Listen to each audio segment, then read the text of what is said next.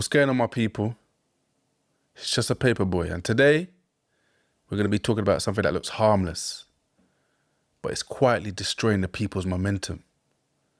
It's comparison. And I don't just mean the obvious comparison. I mean that subtle one. The scroll, the glance, the thought that hits you for 2 seconds. Damn, I should be further. That thought right there, that's that momentum killer.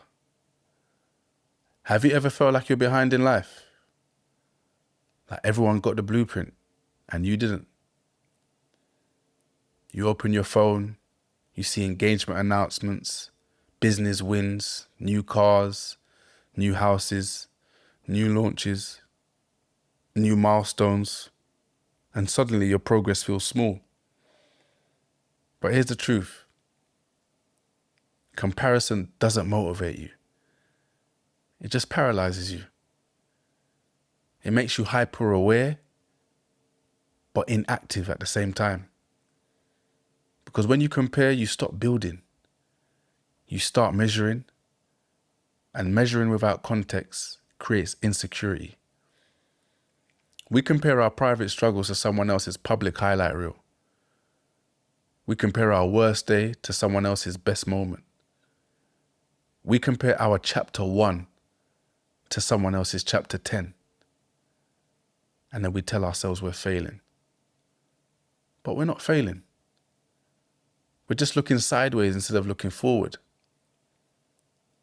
Now let's break this down properly. Your brain is wired to scan for status. Humans evolved asking, where do I stand in the group? Because position used to mean survival.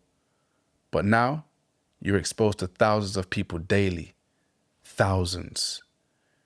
You're comparing yourself not to your village, but to the world. And the world will always have someone ahead of you. More money, more followers, more progress, more stability. If you play that game, you ain't never gonna win. And let me make this personal for a second. When I had to rebuild, it would have been very easy to compare. People my age, they were more established, settled, secure, moving forward. And I'm looking at my situation and thinking, I'm starting from pretty much zero right now.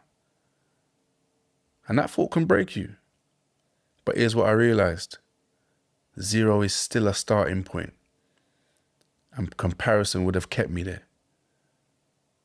Because when you compare, you focus on distance.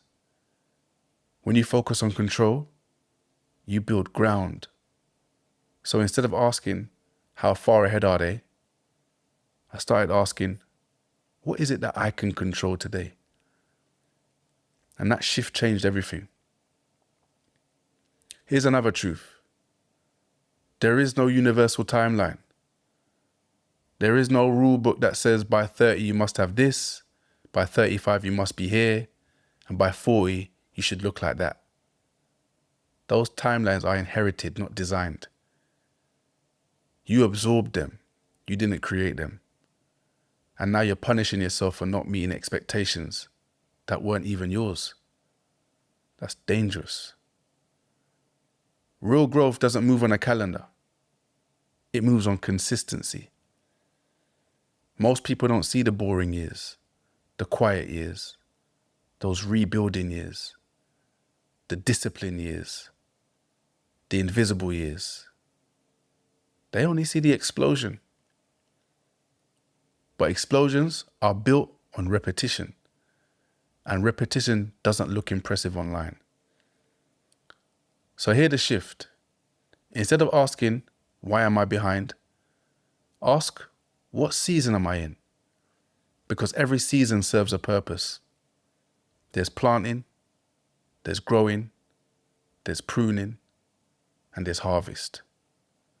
Planting is unseen. Growing is slow, pruning is painful, and the harvest looks glamorous. But if you judge your planting season against someone else's harvest, you're going to quit early. And most people quit in the planting phase because they think they're behind. You're not behind. You're early. Now let's get practical. 5 shifts that will protect your momentum. Step 1, reduce your inputs.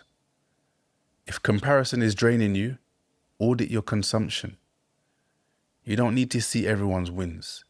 You need to focus on your work. Mute that if necessary. Unfollow if necessary. And limit your scroll. You have to protect your mental environment. Momentum is fragile, so you have to guard it. Step 2, define success for yourself. And not what looks impressive, not what sounds good, not what society praises, what genuinely matters to you. If your definition isn't clear, you'll keep chasing other people's goals. And that's exhaustion. Write down, what does success mean to you? Peace, freedom, impact, stability, time with family. Clarity kills comparison. Step 3, track consistency, not speed. Speed is addictive, but consistency builds. Did you show up today? Did you move forward today? Even one step, that counts. Momentum is built daily, not dramatically. Step 4, identify your season honestly. Are you rebuilding? Are you learning? Are you healing? Are you starting over? Or are you scaling? Be honest about where you are, then respect that. You can't rush healing. You can't skip foundation. You can't fake growth. And you don't need to. Step 5, ask the question that changed everything. Instead of why them, ask what can I do today? Control builds power. Comparisons build weakness. Every time you redirect your focus to control, you reclaim momentum. Here's the part nobody wants to admit. Comparison feels productive. It feels like self-awareness. It feels like ambition. It feels like pressure to improve. But most of the time, it's just distraction dressed up as a drive. The only real comparison that matters is who you were yesterday. If you're more disciplined, if you're more aware, more intentional, then you're not behind, you're evolving. If you feel stuck right now, if you feel late, if you feel like everyone else is ahead, you're not behind, you're rebuilding. And building isn't loud, it's repetitive, it's uncomfortable, it's slow, it's unseen, but it works. This is just a paper boy. We don't compare, we rebuild. If this message helped you, share it with someone who needs it. And remember, you're not too late. You're early in your process. Keep building, and I'll see you on the next one, my people.